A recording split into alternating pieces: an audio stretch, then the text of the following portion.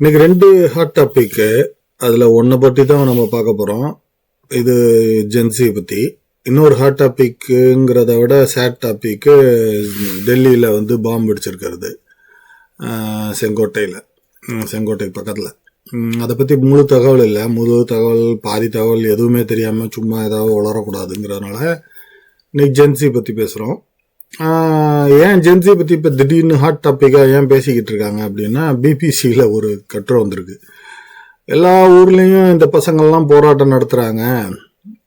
அதாவது ஸ்ரீலங்காவில் ஆட்சியை கவுத்துட்டாங்க, நேபாளில் ஆட்சியை கவுத்துட்டாங்க, பங்களாதேஷில் ஆட்சி கவுந்துருச்சு, இந்தோனேஷியாவில் மிரட்டிட்டாங்க கவர்மெண்ட்டையே.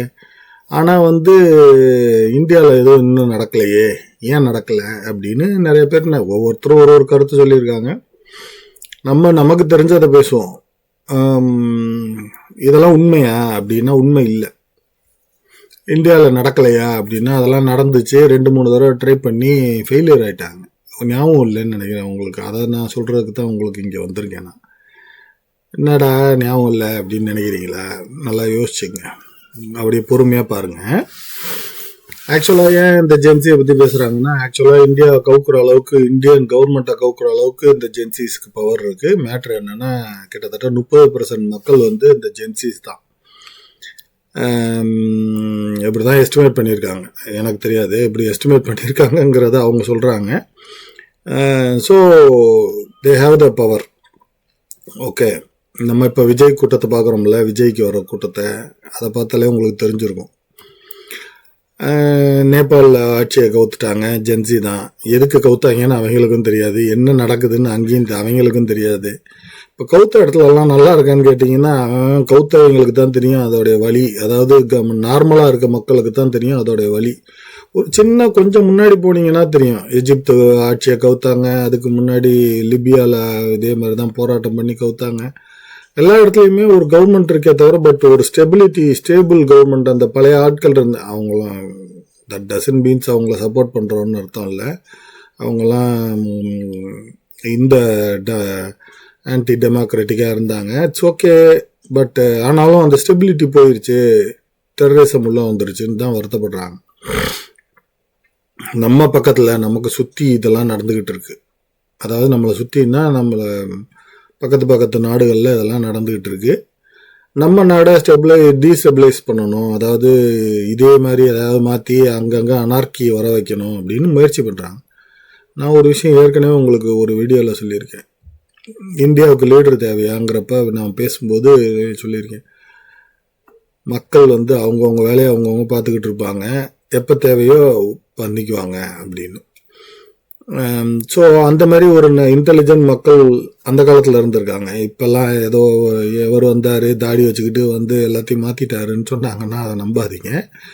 விஷயம் நல்லா ரொம்ப தெளிவாக ஒரு விஷயம் நல்லா பார்த்துக்குங்க. அவங்கவுங்க வேலையை பார்த்துக்கிறாங்க, அவங்கவுங்க முன்னேற்றத்தை பார்த்துக்கிறாங்க, கூட்டம் சேர்த்தா கூட்டம் கூடுறாங்க. பட் அதை வந்து யாருமே கண்டினியூ பண்ணுறதே இல்லை நம்ம ஊரில், அதை மறந்துடாதீங்க. எப்பப்பெல்லாம் கூடுறாங்க அப்படின்னு பார்த்தீங்கன்னா, ஏதாவது மக்களுக்கு ஏதாவது ரொம்ப வந்துச்சுன்னா, ஏதாவது பிரச்சனை வந்துச்சுன்னா, அதாவது பிபிசியில் பாருங்கள், இங்கே பாருங்கள், why Indian Gen Zs is not taking to the street. அதாவது ஏன் இன்னும் தெருவுக்கு வரல ஜென்சிஸ்லாம் போராடி ஆட்சியை கவுக்கல அப்படின்னு. உங்களுக்கு இப்போ பேசுகிறவங்களாம் நிறைய பேர் பேசுகிறாங்க, அப்படியே பிஜேபி கவர்மெண்ட்டை கலைக்கணும்னு சொல்லி அவ்வளோ முயற்சி பண்ணுறாங்க அப்படி இப்படின்னு. இதெல்லாம் இன்னைக்கு தான் நடக்குது அப்படின்னு எல்லாரும் தப்பாக கணக்கு பண்ணிட்டீங்கன்னா அங்கே தான் ஒரு விஷயம் இருக்குது. கொஞ்சம் நாளைக்கு முன்னாடி, கொஞ்சம் வருஷத்துக்கு முன்னாடி, மறந்துடாதீங்க, இவர் வந்து ஒரு போராட்டம் நடத்தினார், ஆன்டி கரப்ஷன் மூமெண்ட்டுன்னு. இந்த அன்னாரே அசாரே இவங்களெல்லாம் வச்சு டெல்லி சீஃப் மினிஸ்டர் ஆகிட்டார். ஒரே ஒரு போராட்டம் தான் நடத்தினார், மறந்துடாதீங்க. ஒரே போராட்டத்தில் டெல்லிக்கு சீஃப் மினிஸ்டர் ஆகிட்டார். ஒரே போராட்டத்தில் குஜராத் சீஃப் மினிஸ்டர் இருந்தவர் பிரைம் மினிஸ்டர் ஆகிட்டார். முதல்ல நடந்தது இவர் சீஃப் மினிஸ்டர் ஆனது, மறந்துடாதீங்க. முதல் சீஃப் மினிஸ்டர் ஆனது இவர் தான். அதாவது அந்த மூமெண்ட் நடந்துச்சு மன்மோகன் சிங் கவர்மெண்ட் அப்போ வந்து இவர் தான் இது பண்ணார். சரி, அது வந்து ஒரு பிரச்சனை இல்லை, ஒரு மூமெண்ட் நடத்தினாரு, சீஃப் மினிஸ்டர் ஆகிட்டாருன்னா அதோட நிறுத்தி இருந்திருக்கலாம். இவர் என்ன நினச்சிட்டாருன்னா, இந்த எஜிப்து மாதிரி, இந்த லிபியா மாதிரி எல்லாரும் வாங்க கூட்டத்தை கூட்டுங்க. திருப்பி திருப்பி சொல்கிறோம், எதுவுமே வந்து தன்னால் நடக்காது. அமெரிக்கன் மணி இல்லைன்னா வெஸ்டர்ன், அதாவது யூரோப்பியன் மணி இல்லாமல் உலகத்தில் எதுவும் நகரவே நகராது. புரிஞ்சுங்களா? ஸோ நம்ம ஏற்கனவே இதை பற்றி பல தடவை பேசியிருக்கோம். ஸோ இவர் என்ன ஒரு தப்பு கணக்கு பண்ணிட்டாருன்னா, எல்லாரும் பயங்கர ஆதரவு இவருக்கு. எனக்கு அந்த காலத்துலேருந்தே பிடிக்காது, அது ஏன்னே தெரியல. இப்போ இது ஞாபகம் வந்துச்சு, அதனால இதை சொல்கிறேன்.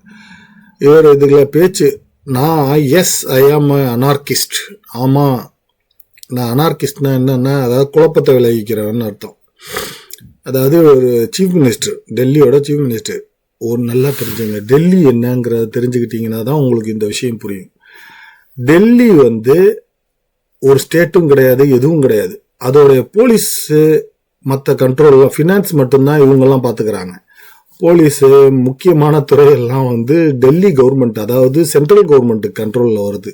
அவங்களுக்கு நல்லா தெரியும், இந்த மாதிரி டெல்லியில் வந்து வேற யாராவது இந்த அனார்கிஸ்ட் கவர்மெண்ட் ஏதாவது வந்துச்சுன்னா டெல்லி கேபிட்டலு அதை ஸ்தம்பிக்க வச்சுருவாங்க அப்படின்னு. ஸோ அதனால் தெளிவாக அந்த காலத்துலேயே வந்து எல்லாத்தையும் கொடுத்தாங்க. இப்போ பாண்டிச்சேரி இருக்குது, பாண்டிச்சேரிக்கு ஆனால் போலீஸ் பாண்டிச்சேரி கண்ட்ரோலில் தான் இருக்குது. ஆனால் டெல்லிக்கு மட்டும் டெல்லி கண்ட்ரோலில் இல்லை. ரொம்ப நாள் போராடி பார்த்தாரு இந்த ஆள், டெல்லி கண்ட்ரோலில் வரணும், எனக்கு என் கண்ட்ரோலில் தான் இருக்கணும் அப்படின்னு. போயிட்டு அப்பா உனக்கு பெப்பே, உங்கள் அப்பாவுக்கும் பெப்பே அப்படின்ட்டுருச்சு கோர்ட்டும் சரி கவர்மெண்ட்டும் சரி. இப்போ இவர் போராடினாருன்னா எப்படி போராடினாருன்னா, வாங்க எல்லாரும் டெல்லிக்கு கிளம்பி வாங்க அப்படின்னு கூப்பிட்டாரு. உங்களுக்கெல்லாம் மறந்துருச்சுன்னா இதை பார்த்துக்குங்க. வாங்க 10 நாள் போராட்டம், வாங்க வாங்க அப்படின்னு கூப்பிட்டாரு. 10 நாள் இவரும் தேடி தேடி பார்த்தாரு.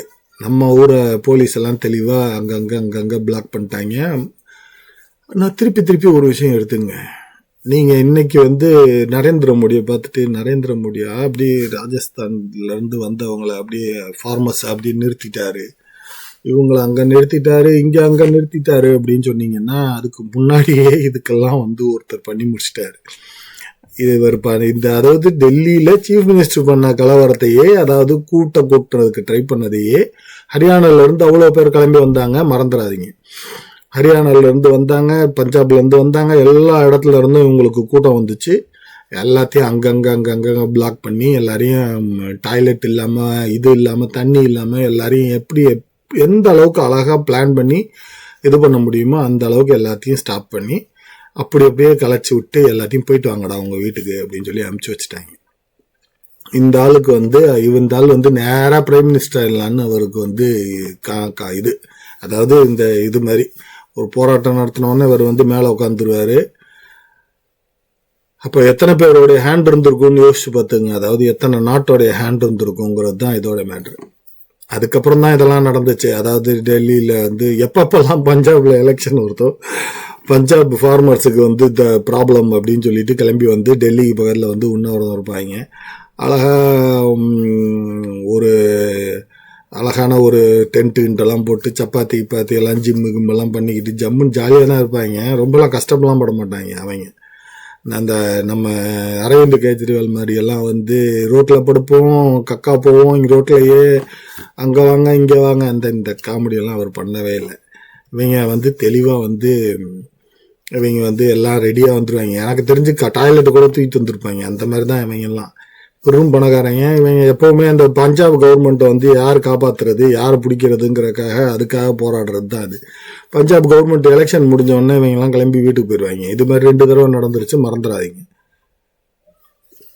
இங்கே நம்ம ஊரில் ஒரு ஆள் வந்திருக்காரு. இப்போ ஜென்சி கூப்பிடுவோம் அப்படின்னு வாயை விட்டு உளறிட்டாங்க. அவர் என்னன்னா ஜென்சின்னு ஏன் கூப்பிடுறாருன்னா, ஏன்னா இவருக்கு இருக்கிற, அதாவது இவர் சொன்னாதான் அவர் சொல்லுவார், அவர் சொன்னாதான் இவர் சொல்லுவாருங்கிறது தான் உண்மை. அதுதான் சொல்லிக்கலாம். இன்னைக்கு விஜய் சொல்லியிருக்க மாட்டாரு அப்படின்னு நிறைய பேர் சொல்லிக்கலாம். உன் கட்சியில் இருக்கான்னு சொன்னான்னா நீ தான் பொறுப்பு, அது மாதிரி தான் கணக்கு. ஸோ இவர் ஐயா வந்து ஜென்சி கூப்பிட்டாரு. இவர் கேஸை புக் பண்ணி வச்சுருக்காங்க. இவரை உள்ள தூக்கி போட மாட்டாங்க. ஏன் தெரியுமா? 2 விஷயம். ஒன்று எலெக்ஷனு. யார் பேசுனது அப்படின்னா விஜய் பேசலை. விஜய் வாய முடிஞ்சு தான் இருந்தார். இது பேசினவொன்னே சொல்லியிருக்கணும்ல, இது நான் கூப்பிடல அப்படின்னு சொல்லியிருக்கணும்ல. இந்த ஆதவ அர்ஜுனாவை ஒன்றும் பண்ண மாட்டாங்க. ஏன்னா அவர் மல்டி மில்லியனர். அவர் வந்து மல்டி மில்லியனர்னா அவர் வந்து பெரிய லாட்ரி சாம்ராஜ்யத்தோட ஓனர் அவர். ஸோ அவரெல்லாம் தூக்கி உள்ள வைக்க மாட்டாங்க, இந்த மூஞ்சிலேயே காசை வச்சு அடிப்பாங்க அவங்க. அதனால அந்த கதையெல்லாம் நடக்காது. ஸோ பார்த்துங்க, ஜென்சி புரட்சி நம்ம ஊர்லேயும் ட்ரை பண்ணுறதுக்கு ஆளுங்கள்லாம் இருக்காங்க. அதுதான் மேட்ரு. ஜென்சி ஏன் ஜென்சி புரட்சி வரலன்னு இவங்கெல்லாம் ரொம்ப கஷ்டப்பட்டுக்கிட்டு இருக்காங்க. ஜென்சி புரட்சியெல்லாம் வந்துடும் இன்னும் கொஞ்சம் நாளில். ஏன் வருங்கிறதுக்கு சொல்கிறேன். அதாவது பிபிசியும் ஐ திங்க் எக்கனாமிக்ஸ் ஏதோ சம்திங் பேர் மறந்து வச்சு 2 பத்திரிக்கையும் இதெல்லாம் ரொம்ப டிஸ்கஸ் பண்ணியிருக்காங்க. ஜென்சி புரட்சி ஏன் வரல அப்படின்னு ரொம்ப இதெல்லாம் பார்த்தாலே தெரியும் ஏன் வரும், எப்படி வரும். எல்லாம் வேற. அதாவது மதம் வேற, ஜாதி வேற. மதத்திலேயே அது இந்து மதம்னு சொல்லுவாங்க. இந்து மதத்திலேயே ஒருத்தனும் சம்மந்தம் இருக்கா? அவன் கும்பிடுறதுக்கும் நம்ம கும்பிடுறதுக்கும் சம்மந்தம் இல்லை. நம்மளை கோயிலுக்குள்ளே விட மாட்டாங்க, கருவறைக்குள்ளே விட மாட்டாங்க. நம்மளாம் வெளியில தான் நிற்கணும். சில பேரை கோயிலுக்கு வெளியிலே நிறுத்துங்கம்பாங்க. இந்த மாதிரி காமெடியெல்லாம் பண்ணிக்கிட்டு இருப்பாங்க. இது இந்து மதத்தையே ஒத்துமையாக வச்சுக்காது. இந்த லட்சத்தில் இது இந்து, கிறிஸ்டின், முஸ்லீமு அது எத்தனை இருக்காங்க. அது என்ன இதெல்லாம் ஒன்றா சேருமா? சேர்ந்து இவங்கெல்லாம் சேர்ந்து புரட்சி பண்ணுவாங்க. எப்போ பண்ணுவாங்க தெரியுமா? நம்ம பிஜேபி கவர்மெண்ட் வந்து ரொம்ப மும்முரமாக 2 விஷயம் பண்ணிக்கிட்டு இருக்காங்க. என்ன பண்ணிக்கிட்டு இருக்காங்கன்னா, 1 லாங்குவேஜ் 1 நேஷன் 1 எலெக்ஷன் 1 ஹிஸ்ட்ரி அப்படின்னு. இது வந்து எனக்கும் இந்த இவருக்கும் சம்மந்தம் இல்லை.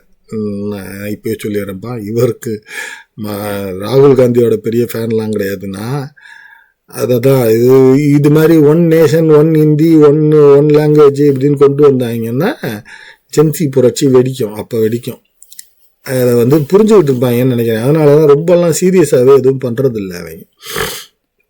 அவங்க பேசுகிறாங்க, பேசிட்டு அப்படியே யோசிச்சுட்டு அடடா இது ஏதாவது பெரிய பிரச்சனை வந்துடுமோ அப்படின்னு சொல்லிட்டு அப்படியே பின்வாங்கிக்கிறாங்க ஒரு தடவையும். ஸோ அதுதான் விஷயம். பார்த்துங்க, இப்போ வந்து இதுக்கு இவர் வந்து அந்த கலவரத்தை ஒடுக்குனாரு, இந்த கலவரத்தை ஒடுக்குனாருன்னு நரேந்திர மோடியை பேசுகிறோம். அதுக்கு முன்னாடியே அதுக்கெல்லாம் வந்து அச்சாணி போட்டவர் இவர் தான்.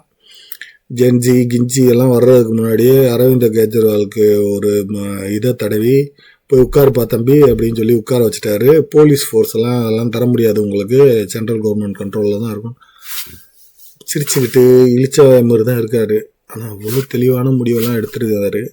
அன்னைக்கு நமக்கு இவருடைய மதிப்பு தெரியல, இன்னைக்கு இறந்துட்டாரு. ஆனால் இன்னைக்கு நானே அன்னைக்கெல்லாம் வந்து ஐயோ இவர் சரியில்லையே, இவர் பேச மாட்டேங்கிறாரு, நானும் நிறைய தடவை யோசிச்சிருக்கேன். ஆனால் இன்னைக்கு அதை யோசிக்கும்போது எவ்வளோ தப்பு பண்ணிட்டோம் அப்படின்னு இன்னைக்கு நானும் வருத்தப்படுறேன். அவரோட இன்டெலிஜென்ஸு அவரோட இதுவும் சேர்ந்து. ஸோ எந்த ஜென்சியும் இந்தியாவில் அதெல்லாம் ஒர்க் அவுட் ஆகாது. அன்லஸ் அதர்வைஸ் 1 லாங்குவேஜ் 1 நேஷன் எல்லாத்தையும் கொண்டு வந்தாங்கன்னா அப்போ வருவாங்க. அது வரைக்கும் பிஜேபி இருக்குமான்னு தெரியாது, பார்த்துக்கலாம். சரியா? அதுதான் என்னோட கருத்து, வேறு ஒன்றும் இல்லை. டெல்லியில் கிட்டத்தட்ட 8 பேர் நம்ம செத்து போயிட்டாங்க, 3 பேர் படுகாயத்தில் இருக்காங்க அப்படின்னு தான் சொன்னாங்க. எதுவும் பெருசாக இருக்கக்கூடாது, வேற எங்கேயும் எதுவும் நடந்துடக்கூடாதுன்னு வேண்டிக்குவோம். நன்றி, வணக்கம்.